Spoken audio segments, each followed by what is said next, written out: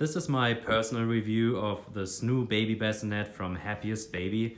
It's obviously a very well-designed baby bassinet, packed with plenty of cool functions. Most remarkably, obviously, push this button and the bassinet will start rocking and playing white noise. It also has a microphone, so it listens to your baby, and when your baby starts crying or the crying intensifies, also the rocking movement will pick up and the white noise will intensify, so your baby hopefully falls back asleep.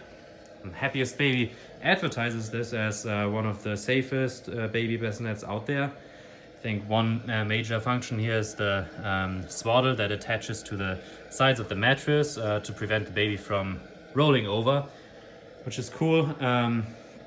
Yeah, they also advertise it with an EMF shield that's supposed to keep electromagnetic frequency away from your baby while it's in the bassinet. And yeah, so this is where I decided to do some testing because I think it's important to pay attention to that when you have a newborn. So let's start right here in the middle. Maybe start with a baseline for the surroundings, so you can see there's basically no electromagnetic frequency present right now. We're at 0. So now we're putting it into the bassinet. We see a small increase to 1, which is probably almost negligible. So then turn it back on again. So yeah, let's move it up a little bit closer to where your baby's head would be. So we see a significant increase here to 0.8, 0.9 or 1. And this is, I think, probably due to the speakers that are located right underneath.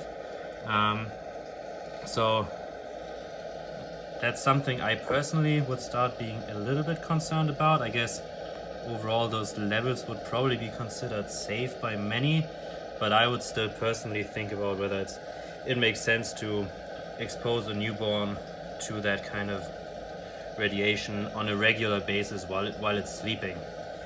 So back to the middle, kind of normalizing. The shield seems to be working really well over here. And moving it lower, see a small increase again. So now we're getting kind of to the waist area. And there we see a 1.2. It really starts increasing as you move lower, so kind of where baby's feet would be, I guess.